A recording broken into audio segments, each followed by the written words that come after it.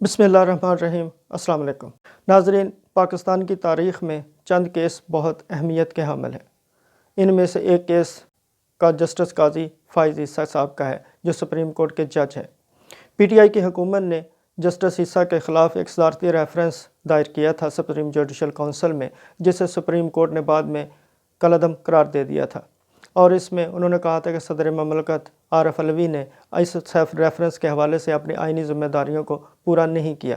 لیکن اس ریفرنس میں انہوں نے ایک فیصلہ یہ بھی دیا تھا کہ چونکہ جسٹس قاضی فائز عیسیٰ پر بیرون ملک جائیدادیں رکھنے اور ان کا ٹیکس ریٹرنز میں ذکر نہ کرنے کا الزام تھا، تو انہوں نے اس معاملے کو ایف بی آر کو بھیج دیا تھا کہ ایف بی آر اس معاملے کی تحقیقات کر کے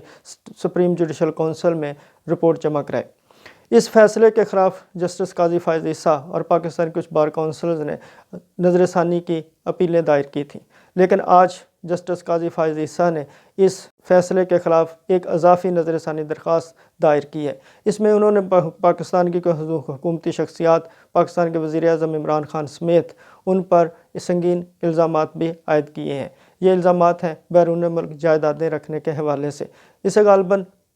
قاضی فائز عیسیٰ صاحب کا یہ کہنا ہے کہ خود حکومتی عہدیداروں کی بیرون ملک جائیدادیں موجود ہیں اور ان کا کہیں ٹیکس ریٹرنز میں شاید ذکر بھی موجود نہیں ہے۔ اس کے علاوہ انہوں نے سابق چیف جسٹس آصف سعید کھوسہ صاحب کے حوالے سے انکشاف کیا ہے، اور انہوں نے ایک یوں کہنا چاہیے ایک منفرد درخواست جو ہے وہ بھی سپریم کورٹ سے کی ہے، اور اس پر بھی ہم بات کریں گے۔ لیکن اس سے پہلے میری آپ سے درخواست ہے کہ آپ ہمارے چینل کو سبسکرائب کریں اور بیل آئیکن کا بٹن ضرور دبا دیں تاکہ ہماری ویڈیوز باقاعدگی سے آپ کو ملتی رہیں۔ آج کی درخواست پر بات کرنے سے پہلے میں آپ کو بتا دوں کہ جسٹس قاضی فائز عیسیٰ صاحب کا یہ جو کیس ہے، اس کی پاکستان میں ایک اور طرح سے بھی بہت اہمیت ہے۔ ایک اہمیت تو یہ ہے کہ سپریم کورٹ کے جج ہیں، اور سپریم کورٹ کے جج پر الزامات بھی سنگین ہیں اور اس پر ایک فیصلہ بھی آ چکا ہے۔ لیکن اس میں ایک اور معاملہ یوں بھی ہے کہ جسٹس قاضی فائز عیسیٰ صاحب کا کہنا ہے کہ چونکہ انہوں نے اپنے جو کچھ فیصلوں میں پاکستان کے طاقتور جو ادارے ہیں ان کے خلاف فیصلے دیے ہیں، تو ان طاقتور اداروں کا اس کیس میں بھی حوالہ موجود ہے، اور اسی لیے اس کیس کو اتنی اہمیت اختیار حاصل ہو چکی ہے کہ یہ پاکستان کا ایک اہم کیس بن چکا ہے۔ بہرحال اب آتے ہیں آج کے ان کی درخواست کی طرف، جس میں انہوں نے نئے انکشافات کیے ہیں اور کچھ پرانے انکشافات کو دہرایا ہے، اور ایک نئی درخواست بھی کی ہے جو اس سے پہلے کبھی پاکستان کی تاریخ میں ہوا نہیں ہے، اور کیا اب ہو سکتا ہے، ہم اس پر بھی بات کریں گے، اور ماضی میں خود جسٹس قاضی فائز عیسیٰ صاحب کا اس حوالے سے کیا معاملہ رہا ہے۔ سب سے پہلے تو انہوں نے آج کی درخواست میں کہا کہ سابق چیف جسٹس آصف سعید کھوسہ صاحب نے سپریم کورٹ کی عمارت کے لان میں ان کے ساتھ چہل قدمی کرتے ہوئے ان سے کہا تھا کہ ان کے خلاف اس صدارتی ریفرنس کا مقصد اس کے سوا کچھ نہیں کہ جسٹس قاضی فائز عیسیٰ صاحب سے ان کے بطور جج ان سے استعفیٰ لے لیا جائے۔ یعنی یہ ایک پہلے بھی اس پر بات ہو چکی ہے جسٹس کھوسہ صاحب کے اس ریفرنس میں کردار کے حوالے سے، اور ان کے بات کے حوالے سے خود جسٹس کھوسہ صاحب نے ایک فیصلے میں اس کا ذکر کیا ہے۔ لیکن بہرحال آج جو انہوں نے کیا یہ ایک نیا انکشاف ہے، اس کا کیس پر کیا اثر پڑے گا اس پر بھی آگے چل کر بات کریں گے۔ اس کے علاوہ جسٹس قاضی فائز عیسیٰ صاحب نے کہا کہ پاکستان کے حکومتی عہدیدار وزیر اعظم عمران خان سمیت، اور ان حکومتی عہدیداروں میں جو شامل ہیں وہ ہیں سید ذوالفقار عباس، جنہیں زلف بخاری بھی کہا جاتا ہے، اس کے علاوہ معاون خصوصی برائے احتساب شہزاد اکبر، وفاقی وزیر یار محمد رین، معاون خصوصی برائے توانائی ندیم بابر، پیک اتھارٹی کے چیئرمین عاصم سلیم باجوہ، وزیر اعظم معاون خصوصی برائے میڈیا شہباز گل، وفاقی وزیر فیصل واوڈا اور معاون خصوصی عثمان ڈار پر انہوں نے الزام عائد کیا ہے کہ ان لوگوں کی برطانیہ، امریکہ، ملائیشیا اور دبئی میں جائیدادیں موجود ہیں، اور انہوں نے ان جائیدادوں کے ایڈریس بھی اپنی اس درخواست میں شامل کیے ہیں، اور ان جائیدادوں کی جو تعداد ہے وہ بھی بتائی ہے۔ اب یہ حکومت پر ایک سنگین الزام ہے۔ دیکھتے ہیں کہ سپریم کورٹ جب اس کی ہیئرنگ کرے گی، جو کہ سپریم کورٹ نے 10 دسمبر کو تاریخ مقرر کر دی ہے۔ لیکن اس تاریخ مقرر کرنے کے حوالے سے بھی بتا دوں کہ جسٹس قاضی فائز عیسیٰ صاحب نے درخواست میں استدعا کی تھی کہ ان کی اس درخواست کو 10 رکنی بینچ سنے، اور اس میں جسٹس مقبول باقر، جسٹس یحییٰ آفریدی اور جسٹس منصور علی شاہ کو بھی شامل کیا جائے۔ لیکن بہرحال البتہ سپریم کورٹ نے جب اس کی ہیئرنگ 8 دسمبر کو مقرر کی تو اس درخواست کو 6 رکنی بینچ کے سامنے لگایا گیا ہے، جس کے سربراہ ہوں گے जस्टिस उमर अतयाब बंदियाल। तो देखते हैं कि जब ये बेंच इस हेयरिंग करेगा तो इस मामले को कैसे देखता है। अलबत्ता ये ज़रूर है कि हुकूमत को अपने इन मामलात को क्लियर करना चाहिए, और जो जायदादों के मामलात हैं, बेनामी जायदादों के या बैरून मुल्क जायदादों के, इनको पाकिस्तान के अवाम के साथ इनके मुकम्मल और जामे वजाहत आनी चाहिए।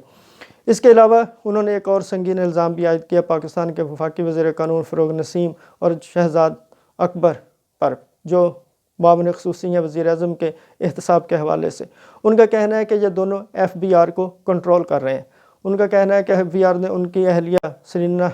से जो मामलात हुए या पेश हुई वहाँ पर, उस हवाले से अगर जो रिपोर्ट तैयार की वो उन्होंने मेरी अहलिया या मुझे तो फ़राहम की नहीं की, लेकिन मीडिया को फ़राहम लीक कर दी गई और ये रिपोर्ट उनके ख़िलाफ़ प्रोपेगेंडे के तौर पर इस्तेमाल की, और FBR को ये दोनों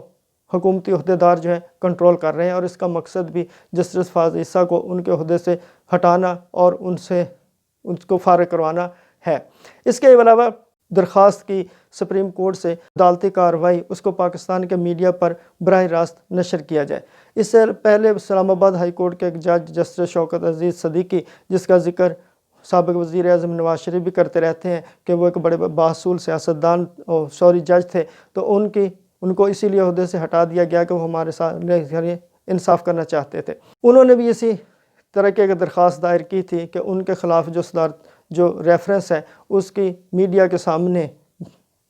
हेयरिंग की जाए और उसको मीडिया पर बराह रास्त नशर किया जाए, और सुप्रीम कोर्ट ने उनकी इस दरख्वास्त को मंजूर भी कर लिया था, लेकिन बाद में ऐसा मुमकिन नहीं हो सका। अलबत्ता पाकिस्तान में तो इससे पहले ऐसा कभी नहीं हुआ कि किसी अदालती कार्रवाई को बराह रास्त मीडिया पर नशर किया गया हो, लेकिन दुनिया के और बहुत से ममालिक में ऐसा होता है, और इसमें कोई हर्ज और कोई मज़ाक़े वाली बात भी नहीं है। ऐसा अगर हो जाए तो पाकिस्तान के अदालती निज़ाम में कुछ ना कुछ बेहतरी आ सकती है। इसके अलावा मैं ज़िक्र करता चलूँ कि पाकिस्तान की तारीख़ में एक बहुत अहम केस था हुदैबिया पेपर मिल्स। ये नवाज शरीफ और शहबाज शरीफ और उनके तमाम ख़ानदान के ख़िलाफ़ एक ओपन एंड शट केस समझा जाता था। ये भी वो केस है जिसका इतराफ़ी बयान साबिक़ वज़ीर ख़ज़ाना इसहाक़ डार ने दिया था, और कि किस तरह पाकिस्तान का ये हुक्मरान ख़ानदान मनी लॉन्ड्रिंग में मुलव्वस रहा है और ये मनी लॉन्ड्रिंग कैसे की जाती थी। ये उनका बड़ा एक तफसीली बयान था जिसके शवाहद भी मौजूद थे, और ये कहा जाता था कि अगर ये केस चलता तो पाकिस्तान में शरीफ ख़ानदान को उसी एक केस में सारे ख़ानदान को सज़ा हो सकती थी। लेकिन इस केस को जब पनामा का स्कैंडल आया तो सुप्रीम कोर्ट ने जब नैब को हुक्म दिया कि इसके ख़िलाफ़ जो नज़र सानी की दरख्वास्त ऐसे दोबारा खोला जाए, तो नैब ने जब काफ़ी अरसे के बाद, एक मुद्दत के बाद, जब इसको केस को दोबारा ओपन करने के लिए सुप्रीम कोर्ट में दरख्वास्त दायर की, तो सुप्रीम कोर्ट ने इस केस को दोबारा खोलने की इजाज़त नहीं दी थी और नैब की उस दरख्वास्त को मुस्तरद कर दिया था। और उस जो के बेंच था उसमें जस्टिस काजी फ़ाइज़ ईसा भी शामिल थे, और उस नैब की इस दरख्वास्त को मुस्तरद करने में से पहले उस वक़्त उस बेंच ने यह किया था कि पैमरा के चेयरमैन को बुलाकर इस केस के हवाले से मीडिया पर किसी भी किस्म की बात करने और इसके हवाले से तज्ज़िया करने पर पाबंदी लगा दी थी। तो एक तरफ तो आज देखा जाए तो जस्टिस काजी फ़ाइज़ ईसा चाहते हैं कि उनके